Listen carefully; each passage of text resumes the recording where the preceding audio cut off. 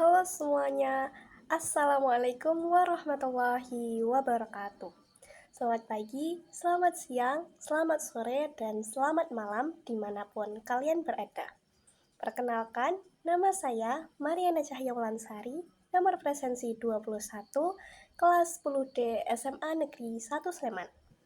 Pada kesempatan kali ini, saya akan mempresentasikan mengenai sejarah Kerajaan Sriwijaya. Penasaran dengan videonya? Disimak ya! Sebelum kita ke latar belakang berdirinya Kerajaan Sriwijaya, kita perlu mengenal dan tahu Kerajaan Sriwijaya itu kerajaan yang seperti apa.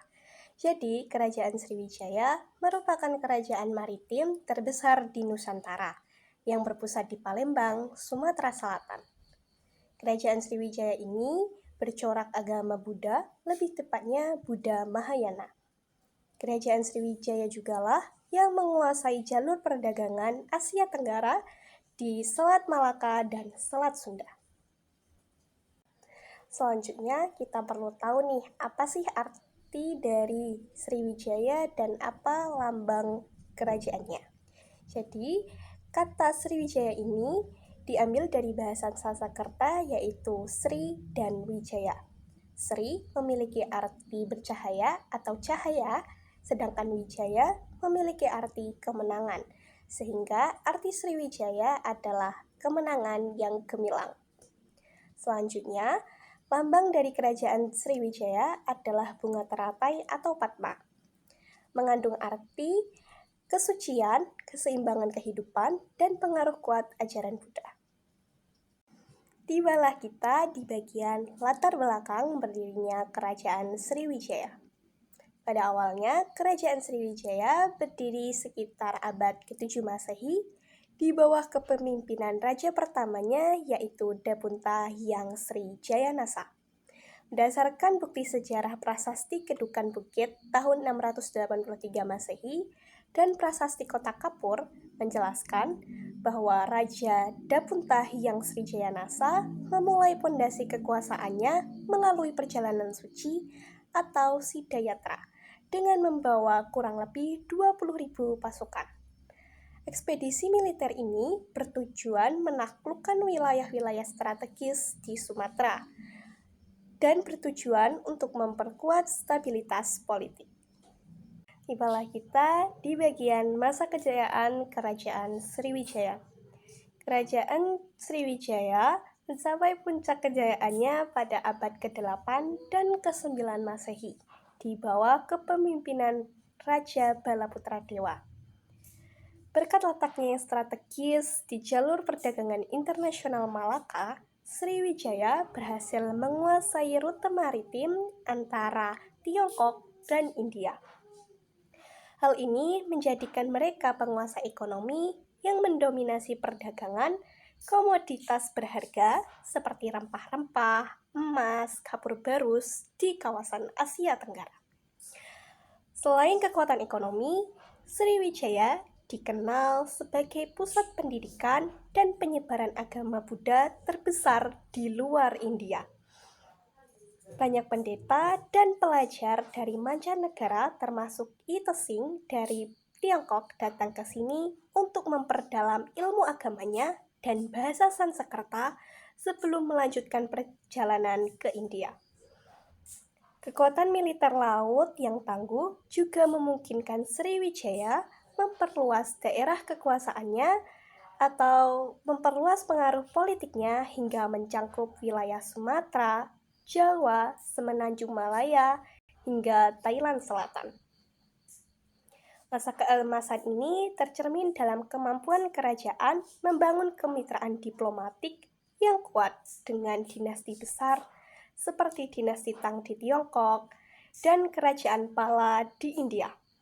Keberhasilan menjaga stabilitas keamanan di Selat Malaka memberikan jaminan bagi para pedagang asing yang memperkokoh posisi Sriwijaya sebagai kerajaan maritim terbesar di Nusantara pada masanya. Karena kita udah tahu latar belakang berdirinya Kerajaan Sriwijaya dan masa kejayaannya, kita perlu tahu raja-raja yang pernah memimpin Kerajaan Sriwijaya. Sebetulnya banyak sekali raja-raja yang pernah memimpin kerajaan Sriwijaya. Berdasarkan sumber yang saya dapat, terdapat 20 orang yang memimpin kerajaan Sriwijaya. Namun di sini saya hanya akan mengambil 4 yang mungkin memiliki banyak pengaruh terhadap kerajaan Sriwijaya. Yang pertama ada Dapunta Hyang Srijaya Nasa yang memimpin pada tahun 683 Masehi. Srijaya Nasa ini adalah pendiri sekaligus raja pertama kerajaan Sriwijaya, seperti yang sudah disebutkan di awal.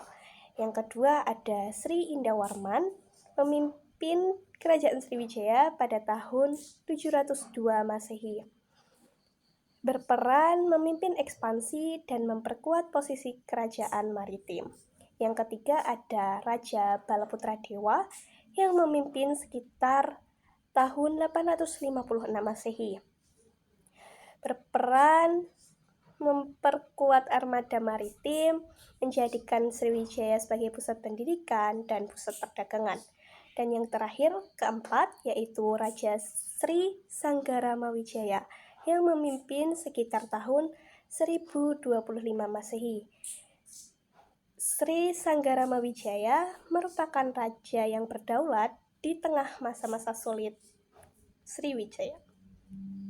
Selanjutnya yaitu fase kemunduran atau keruntuhan kerajaan Sriwijaya. Keruntuhan kerajaan Sriwijaya bermula ketika kerajaan Cholamandala di India melakukan serangan besar-besaran sebanyak 2 kali pada tahun 1007 dan 1023 Masehi akibat persaingan sengit memperebutkan dominasi jalur perdagangan maritim. Kekalahan ini menyebabkan Sriwijaya kehilangan bandar-bandar kota penting yang seketika melumpuhkan roda perekonomian karena berkurangnya aktivitas pedagang dan pelayaran secara drastis. Melemahnya kekuatan militer pasca perang pun memicu banyak wilayah kekuasaan untuk memisahkan diri, hingga akhirnya kerajaan maritim ini benar-benar runtuh pada abad ke-13 Masehi. Selanjutnya, dan yang terakhir, yaitu peninggalan-peninggalan kerajaan Sriwijaya. Kita tahu bahwa kerajaan Sriwijaya merupakan salah satu kerajaan yang berdiri cukup lama di bumi Nusantara. Maka tak heran kalau kerajaan Sriwijaya memiliki cukup banyak peninggalan. Di antaranya sebagai berikut. Pertama, ada prasasti Kedukan Bukit, berisi Raja Dapunta Hyang Srijaya Nasa yang berhasil menaklukkan kerajaan Melayu dan memperluas daerah kekuasaannya hingga ke Jambi.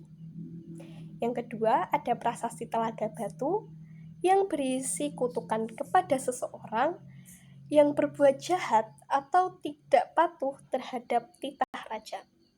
Yang ketiga ada prasasti Talang Tuwo yang berisi titah raja untuk membangun Taman Sri Setra sebagai tempat rekreasi rakyat kerajaan Sriwijaya. Yang keempat ada prasasti Karangbirahi berisi keterangan penguasaan Sriwijaya di daerah Jambi. Yang kelima ada prasasti Ligor. Ibu kota Ligor berfungsi mengawasi pelayaran dan perdagangan di Selat Malaka. Lalu berisi pujian bagi raja yang berhasil menaklukkan musuh-musuhnya dan merupakan wujud kembar Dewa Kasta atau yang lebih dikenal sebagai Dewa Wisnu. Yang keenam ada prasasti Kota Kapur berisi usaha Sriwijaya menaklukkan bumi Jawa yang tidak lekas tunduk pada Sriwijaya. Yang ketujuh ada prasasti Nalanda, berisi perintah pembangunan biara di Nalanda atas perintah Raja Balaputra Dewa. Dalam prasasti dituliskan bahwa Sriwijaya telah mengadakan hubungan dengan kerajaan Pala di Benggala, India Timur. Yang kedelapan dan yang terakhir yaitu Candi Muara Takus. Candi ini dibangun pada abad ke-7 dan ke-12 Masehi yang memberikan keterangan bahwa masyarakat Sriwijaya beragama Buddha. Hal ini mirip dengan Candi Asoka di India. Candi Muara Takus ini salah satu prasasti terkenal atau peninggalan terkenal dari Kerajaan Sriwijaya yang menjadi simbol kalau masyarakat Sriwijaya atau rakyat Sriwijaya itu beragama Buddha.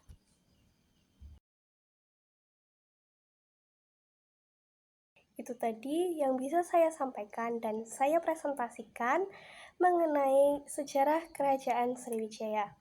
Kurang dan lebihnya saya mohon maaf. Wassalamualaikum warahmatullahi wabarakatuh.